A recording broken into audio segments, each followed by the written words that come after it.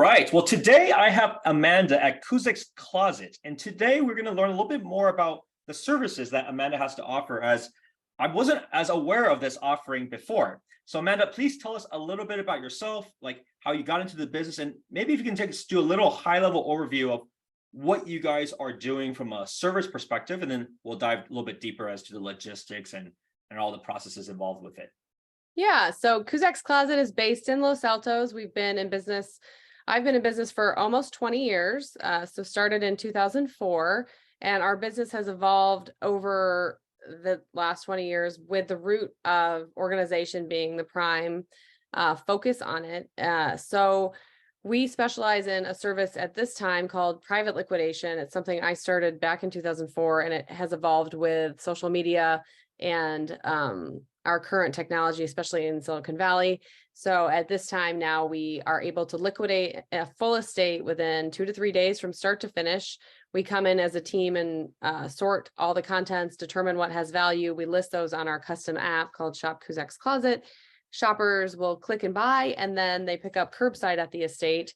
And then in tandem to that, we're handling donations, trash, recycling, shredding, you name it. If you can move it, we remove it, and then we leave each property broom swept and empty.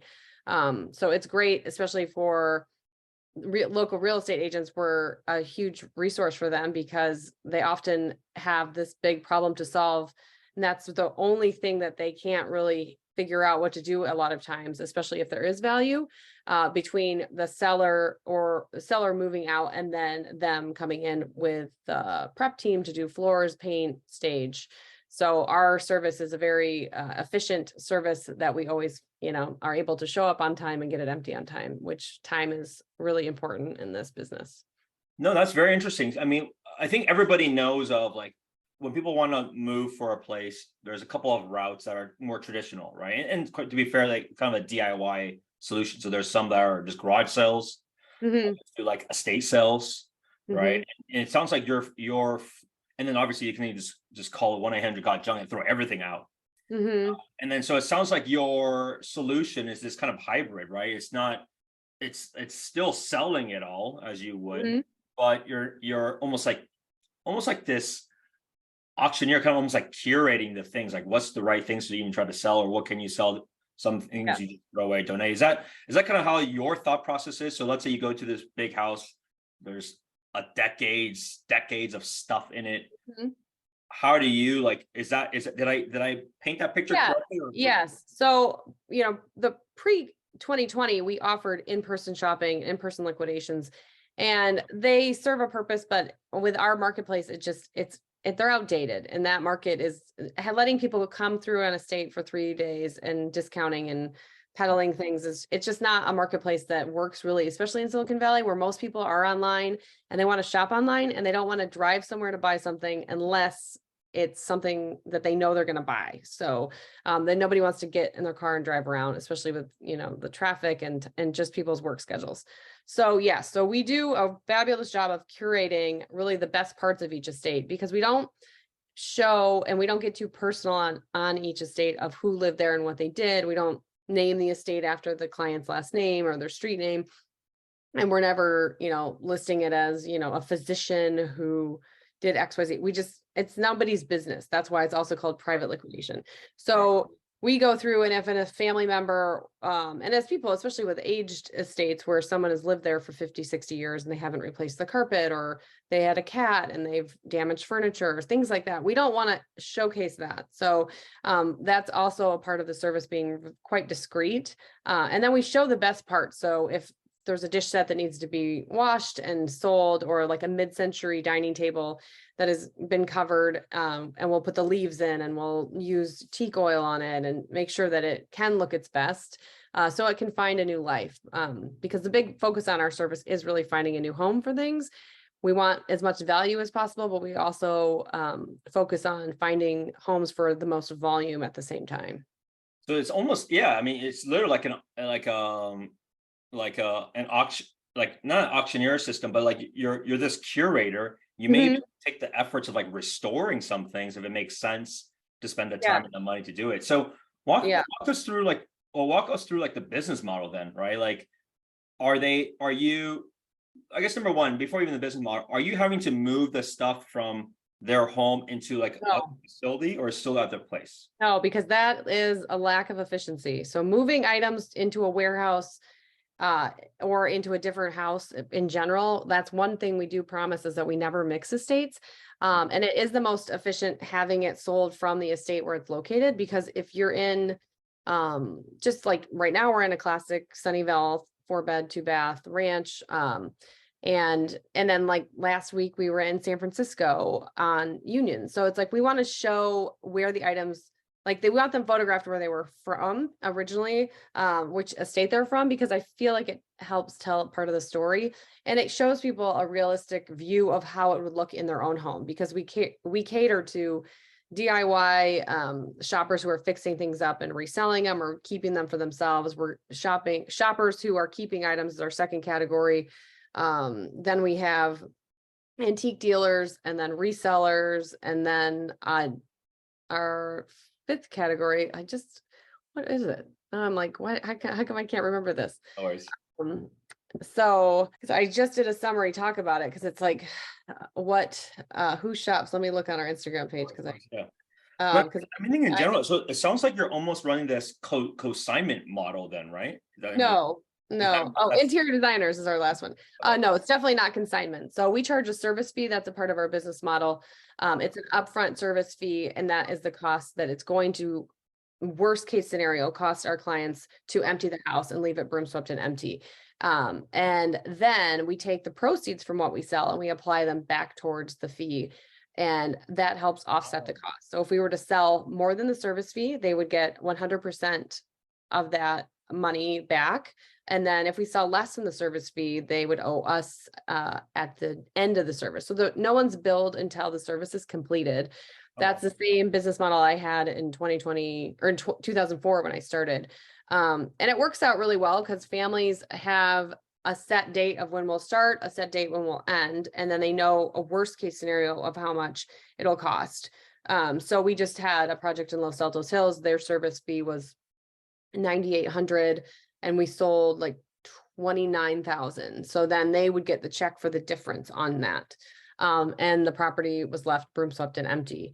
So a lot of people ask, the common question is like, what's in it for you if you're not taking a commission, but really what's in it for us is just, we're all motivated to find a home for as many things and to make sure that it gets its second chance or third chance if our client, maybe bought it or inherited it, for a happy life. And in the Bay Area, it's really easy to call 1-800-JUNK and throw it all out, but it's really not the most efficient way to respectfully handle an estate. I guess because everything there is junk, where we are donating truckloads and we're recycling metal, we handle hazardous waste. And then the selling features, it's a huge tool for our families, because of our shoppers, because we have like 10,000 plus shoppers and our own custom app. So you're not going to like estatesales.org to shop, or Max Solds, and then being muddled with all these other sites. And we used to be on Instagram, and I worked for 2 years to try to get us off that platform, because you're kind of sucked into it, as far as a buyer, because you had to wait for the sale and reset, and then you're getting serviced ads and stories and reels that don't really apply. So with our app, it's efficient on that side of it too, because you can log in when the sale starts and you click, you add it to your cart, and then you receive a confirmation for pickup, and then you can go off the app, and you're not getting bombarded with just extra things, which we all. That's interesting. So is it how do you guys do the release cycles? Like, is it like a specific, is it like a drop date and you give people notice and people are like, all right?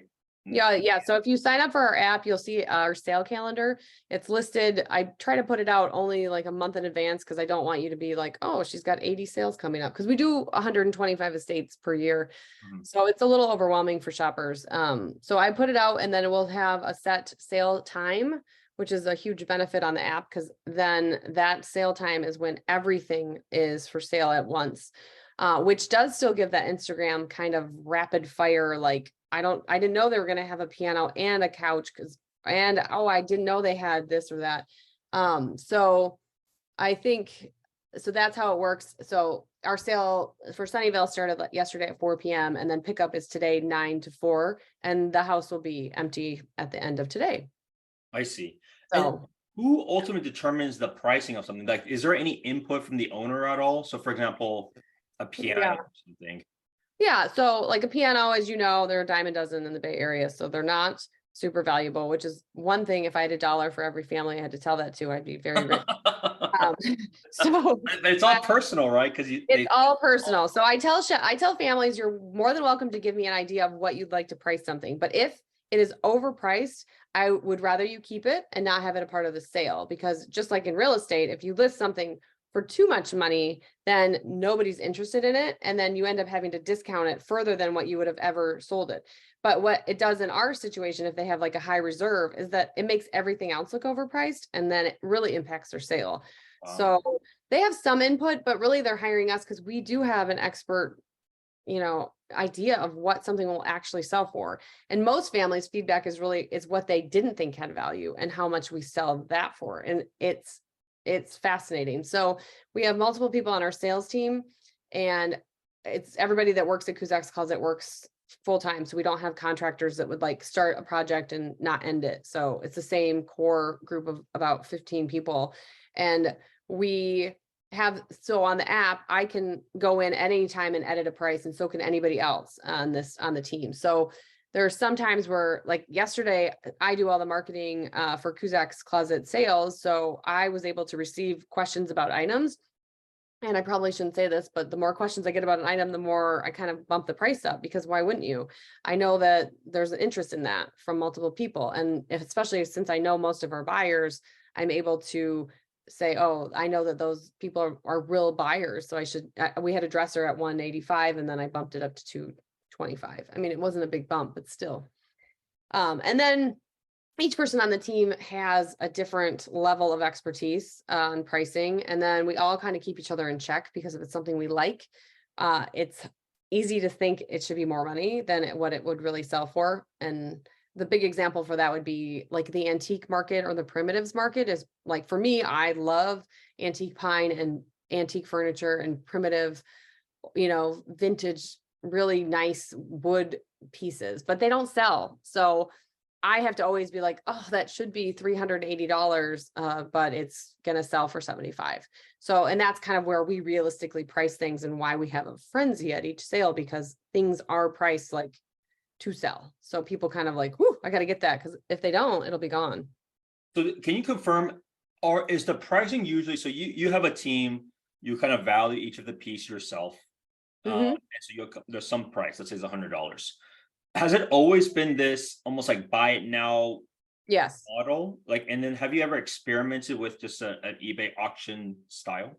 Oh yeah, eBay. I Just started on not eBay in necessarily eBay, but just 2004. the auction Yeah, style, right? Like of yeah, it yeah. expires in a day or whatever. Right. So when I started Kuzak's Closet, we were on eBay. And the issue with auctions is that people forget about them.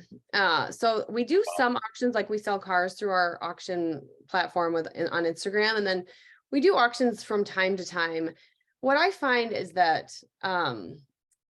we are able to sell things more surely, like there's a commitment to buy with the set price, and the auction just kind of goes on. Like I watched a lot of other companies have auctions and they'll go on for 2 weeks. And you're like, 2 weeks, in Silicon Valley, if you're not getting your Amazon package that day, it's like, you don't really need it. You'll go to Target tomorrow to buy it. Right. So, the auction platform, it's not really, I don't know. And, everything but the house is a big estate company that raised a lot of money, and they started all their auctions at 99 cents. And they did that because everybody could have, in this franchise, you could have a huge staff of zero knowledge, right? So as long as you have someone who can take a photo and load it onto the site, they don't have to know what the item is. It will sell itself, and it all starts at 99 cents. And then if it ends up for $7,000, then you know the value. But for us, we're selling things that we sell pretty commonly. And then we know, based on recent auction results too, like we're able to compete. I would say our biggest competitors are like Clars and Bonhams and Machans, because we're able to get like a really great price for an item that they would get at auction, but then the client would have to pay a seller's premium and then the commission, and then the buyer pays a buyer's premium. So with us, there aren't those fees. And so it's a huge gain. So I think, but I do believe, there's definitely a time and place for auction items, and most of the time, it's really specific niche items or like fine Asian antiques. We see that, or specific, pottery pieces or artwork. But a lot of times we're able to really get the same price. So we'll ask families, like, if you have an appraisal or if you have a commitment from an auction house that is going to sell that for you on auction, and let's say they are going to do it for $10,000. So that family's only going to net like 4,000 at the end of that. So we have between 4,000 and 10,000 of wiggle room. So we'll try to list it, and 99% of the time we sell it. Interesting. So let's conclude with this. What is the most expensive thing that you basically resold? And what was the craziest thing that you thought, wow, I'm surprised?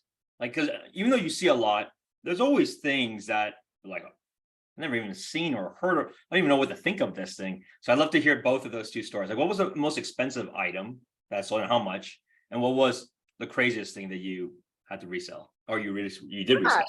Yeah, I would say we sold a beautiful sapphire out of an estate and I look at the estates as a whole, so it's hard for me to pick an item.